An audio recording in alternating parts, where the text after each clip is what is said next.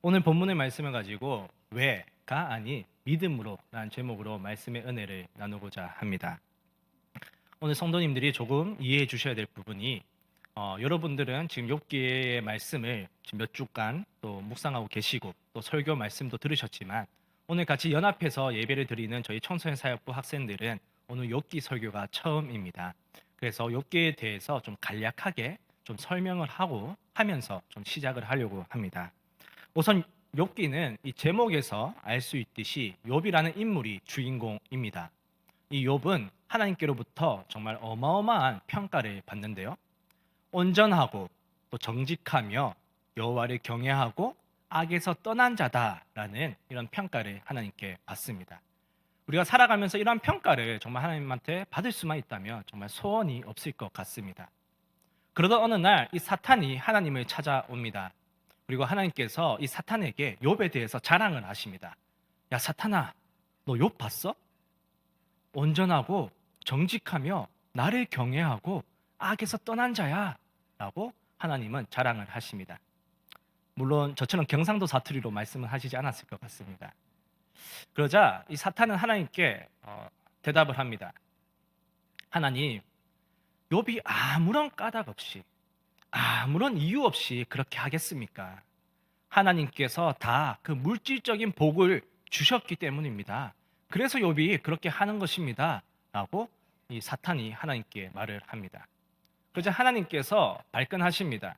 그래? 그러면 네가 한번 욥을 테스트해봐. 한번 시험해봐라. 대신에 그 애의 목숨은 건들지 마라. 그 후에 욥에게는 어마어마한 고난이 찾아오게 됩니다. 몇천 마리가 있던 그 짐승들이 하루아침에 다 죽게 되고 또 자신의 집이 무너짐으로써 자기가 사랑하는 그 자녀들이 모두 하루아침에 다 죽었습니다. 또 종들마저도 다 죽게 되었습니다. 그뿐만 아니라 자신의 몸에는 온 종기가 나서 가만히 누워 있을 수도 없는 그런 상황에 놓이게 됩니다. 차라리 죽었으면 좋겠다라는 고백이 나올 정도의 고통이 이 욥을 지배하고 있었습니다. 그렇게 욥이 고통 가운데 있을 때 이 욥의 친구들인 엘리바스, 소발, 빌닷, 엘리우가 욥을 찾아옵니다. 그리고 욥을 위로해주고 욥과 대화를 나누기 시작합니다. 그런데 이 대화에서 점점 더 언성이 높아지고 논쟁을 하게 됩니다. 이 욥과 이 욥의 친구들이 이 논쟁을 벌인 주제는 단 한 가지였습니다. 바로 욥이 왜 고난을 당하는가였습니다. 친구들은 욥에게 한결같이 이야기합니다. 욥, 네가 지금 이렇게 고난을 당하고 있는 것은 네가 죄를 지었기 때문이야. 네가 그렇기 때문에 지금 빨리 하나님께 회개해야 된다. 네가 하나님께 용서를 구하기만 하면은 하나님께서 지금 너의 이 고통 속에서 이 고난 속에서 너를 구해 주실 거야 라고 친구들은 이야기를 합니다. 여러분이 욥이라면 어떠하시겠습니까? 이런 얘기를 들었을 때 어떠한 기분이시겠습니까? 우리가 사실 죄를 지었을 때도 이 죄에 대해서 지적을 당하면 아픕니다. 그리고 이 반사적으로 화를 내기도 합니다. 그런데 욥은 지금 죄도 짓지 않았는데 자신의 죄에 대해서 지적을 당하고 있는 것입니다. 욥은 화가 났습니다. 그래서 친구들에게 나는 죄를 짓지 않았다. 나는 의인이다. 라고 친구들에게 화를 냅니다. 그뿐만 아니라 욥은 이 하나님께 대해서도 이 불평불만을 합니다. 하나님, 왜 지금 잠잠히 계십니까? 왜 아무 일도 하시지 않으십니까? 하나님, 왜 저를 내버려 두고 계십니까? 라고 하나님께 불만을 토로합니다. 이렇게 계속해서 욥의 친구들은 이제 욥을 정죄하고 욥은 이제 자신의 죄 없음을 고백하면서 서로 논쟁을 벌입니다. 여기까지의 내용이 1장부터 37장까지의 주된 내용입니다. 그리고 마지막 부분인 이 38장에서 42장까지가 이 욥기의 이제 결말 부분인데요. 하나님은 이 결말 부분에서 드디어 이 욥과 욥의 친구들에게 말씀하십니다. 응답을 하시는 것입니다. 먼저 하나님께서는 욥에게 이렇게 말씀하시는데요. 38장 4절 말씀 한번 우리 같이 읽어보도록 하겠습니다. 38장 4절 말씀입니다. 앞에 화면에도 있습니다. 같이 읽겠습니다. 내가 땅의 기초를 놓을 때에 네가 어디에 있었느냐? 네가 깨달아 알았거든 말할지니라. 아멘. 하나님께서 뭐라고 말씀하십니까?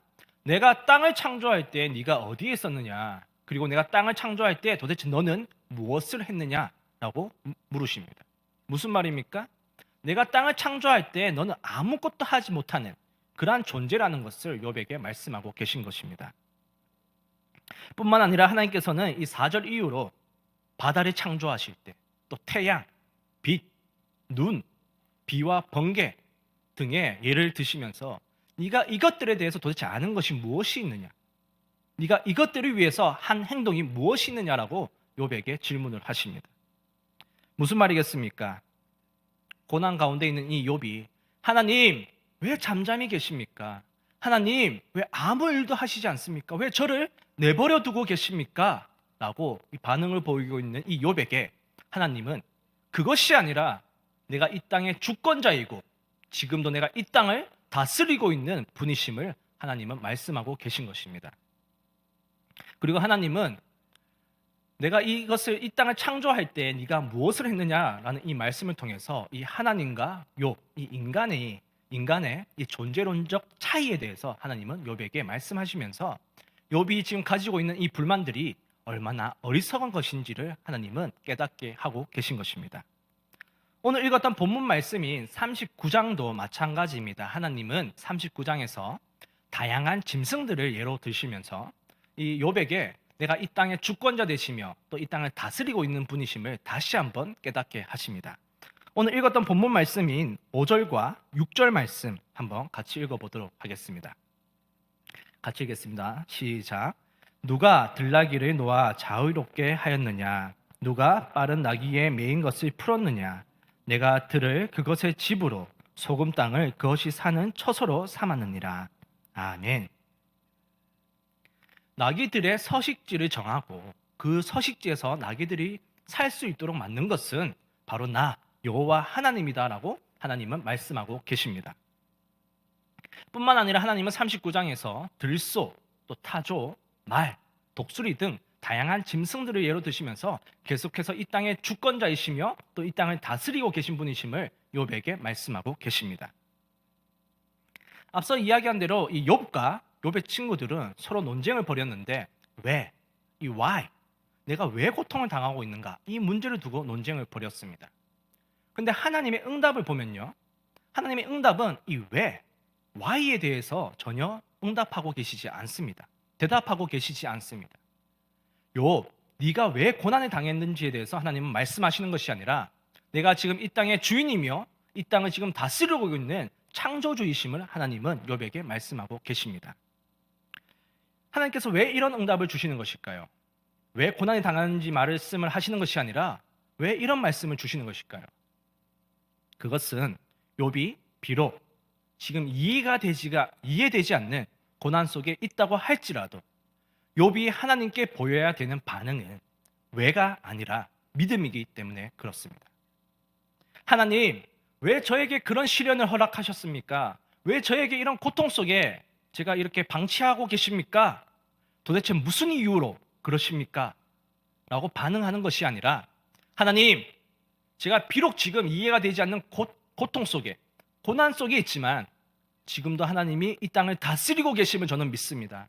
하나님이 지금 내 삶에 개입하고 계시고 내 삶을 인도하고 계시며 내 삶 속에서 일하고 계심을 저는 믿습니다. 이렇게 고백하고 반응하기를 원하신다는 것입니다.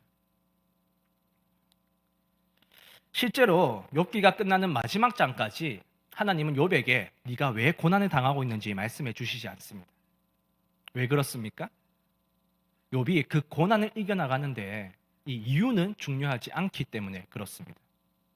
욥이 고난을 이겨나가는데 가장 중요한 것은 바로 하나님이 이 땅의 주권자이시며 지금도 이 땅을 다스리고 계시고 내 삶을 인도하고 계신다는 그 사실이 가장 중요하기 때문에 하나님은 욥에게 이런 말씀을 주고 계신 것입니다. 온전하고 정직하며 하나님을 경외하고 악에서 떠난 자라고 한들 피조물에 불과합니다. 여러분, 피조물은 창조주를 다 이해할 수가 없습니다. 우리는 하나님의 모든 사역, 모든 일하심을 이해할 수가 없습니다. 왜냐하면 피조물이기 때문에 그렇습니다. 여러분, 하나님께서 선악과를 왜 만드셨습니까? 우리는 신앙생활 하면서 그런 질문을 한 번쯤 가져보셨을 겁니다. 아, 하나님께서 선악과를 안 만드셨으면 우리가 죄도 짓지 않았을 거고 좋았을 텐데. 여러분, 하나님께서 왜 선악과를 만드셨습니까? 물론 추론을 해볼 수는 있지만 정확한 이유는 우리는 알 수가 없습니다. 왜냐하면 우리는 선악과를 만든 창조주가 아니기 때문입니다. 피조물에 불과하기 때문에 그렇습니다. 하지만 우리가 이 선악과를 통해서 알 수 있는 한 가지가 있습니다. 에덴 동산에서 살던 아담과 하와는 이 선악과를 보면서 깨달을 수 있는 사실 한 가지가 있었습니다. 그것은 바로 내가 피조물이란 사실, 그것을 깨달을 수가 있었습니다. 하나님께서 에덴 동산에서 모든 것을 허락하셨지만 단 하나, 내가 하지 말아야 될 영역을 하나님께서 만들어 놓으셨구나. 하나님께서 나에게 제한된 영역을 정해 주셨구나. 그래, 나는 모든 것을 할 수 있는 하나님이 아니지. 그래, 나는 피조물에 불과한 존재야. 그래서 오늘 하루도 하나님의 말씀 앞에 겸손하게 순종하는 삶을 살아야지.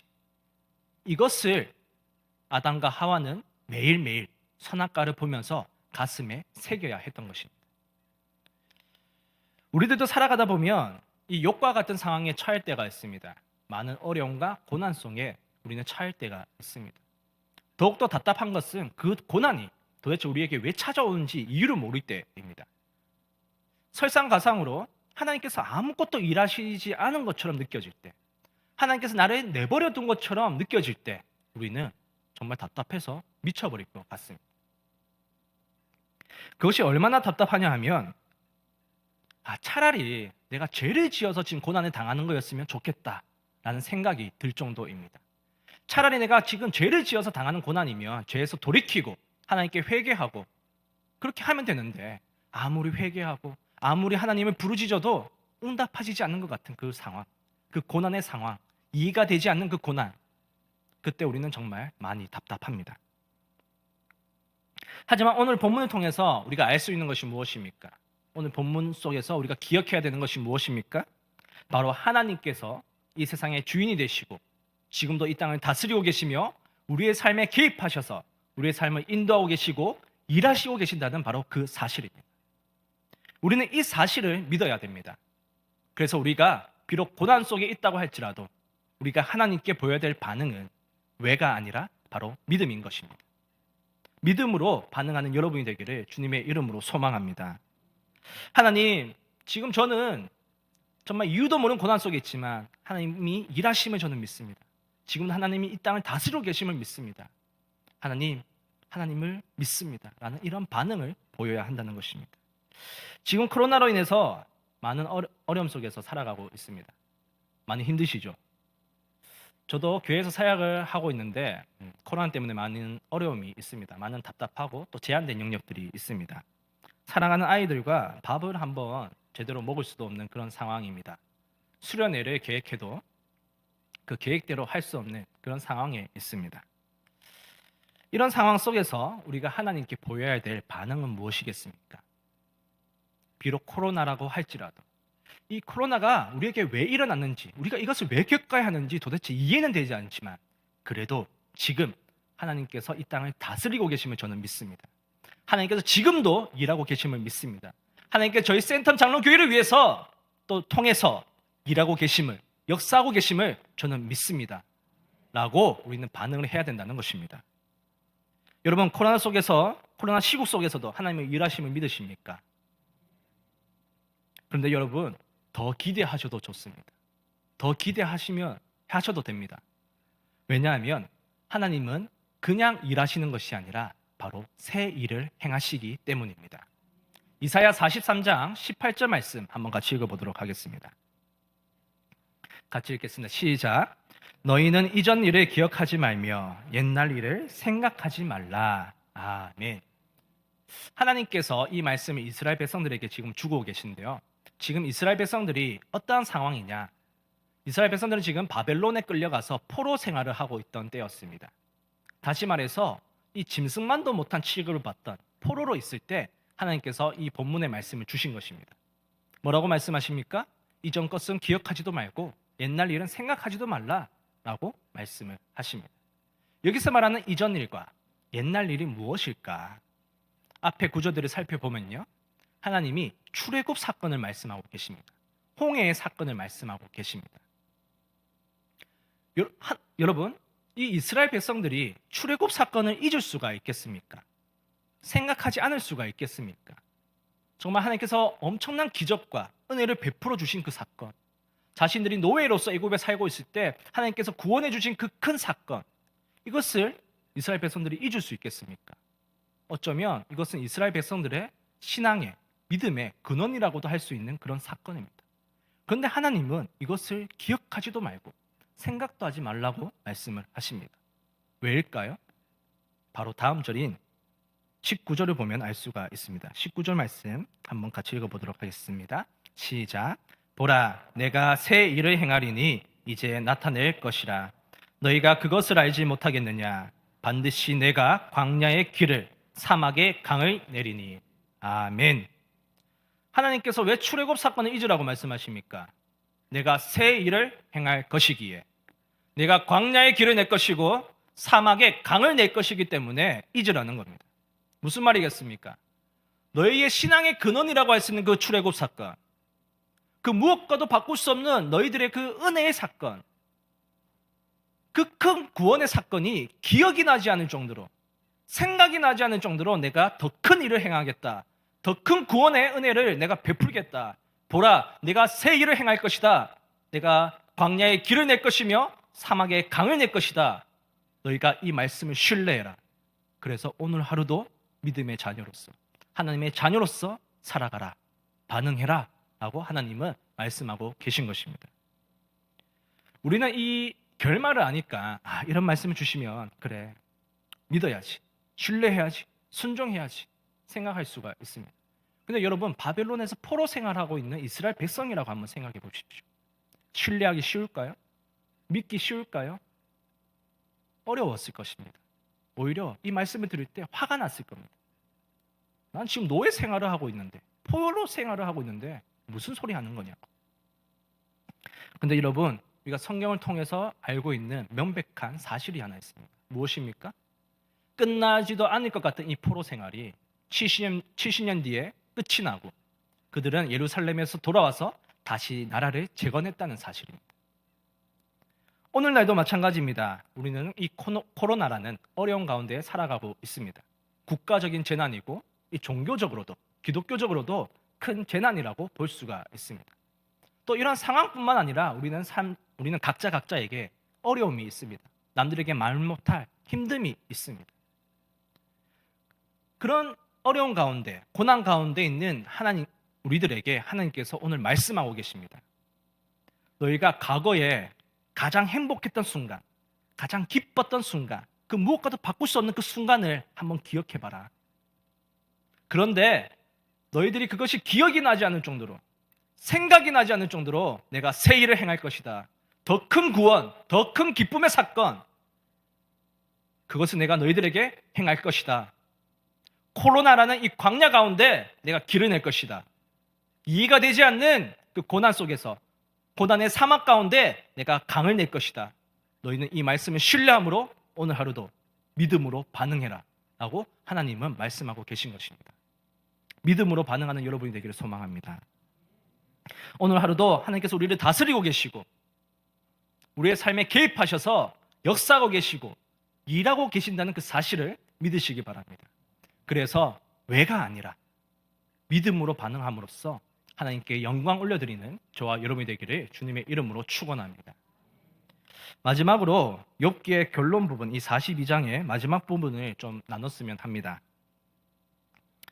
앞에서 이야기한 듯이 욥은 이 고난 가운데 있을 때 하나님께서 자신을 내버려뒀다고 생각을 했습니다. 하나님께서 아무 일도 하지 않는다고 생각했습니다. 그것이 맞습니까? 하나님은 말씀을 통해서 아니라고 말씀하십니다. 네가 틀렸다라고 말씀하십니다. 그러면 이 욥과 논쟁을 벌이던 친구들에게 하나님께서는 뭐라고 말씀하셨을까요? 욥이 틀렸으니까 너희가 맞아 라고 말씀하셨을까요? 42장 7절 말씀 한번 같이 읽어보도록 하겠습니다. 42장 7절 말씀입니다. 같이 읽겠습니다. 시작. 여호와께서 욥에게 이 말씀을 하신 후에 여호와께서 대만 사람 엘리바스에게 이르시되 내가 너와 내 두 친구에게 놓아노니 이는 너희가 나를 가리켜 말하는 것이 내 종 욥의 말 같이 옳지 못함이니라. 아멘. 욥의 생각이 틀렸기 때문에 너희의 생각이 맞다라고 말씀하십니까?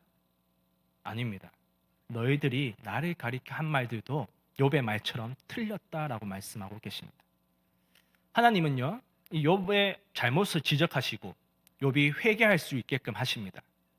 또 이 욥의 친구들의 잘못 또한 지적을 하시고 욥의 친구들이 회개할 수 있게끔 또 하십니다.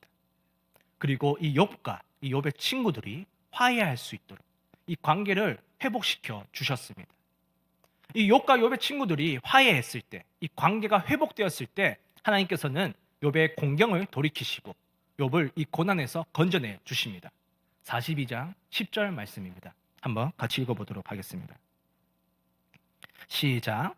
욥이 그의 친구들을 위하여 기도할 때 여호와께서 욥의 공경을 돌이키시고 여호와께서 욥에게 이전 모든 소유보다 갑절이나 주신지라. 아멘. 이 42장의 마지막 장면을 정리해 보자면 하나님은 욥과 욥의 친구들을 회개시키신 다음에 서로의 관계를 회복시켜 주셨습니다. 서로 화목하게 지낼 수 있도록 하셨습니다. 그리고 서로 화목하게 지낼 때 하나님께서는 이 욥에게 복을 갑절이나 주셨다라고 말씀하면서 이 욥기는 끝을 맺고 있습니다. 여러분, 하나님께서 욥과 그의 친구들에게 원하신 것이 무엇이었습니까?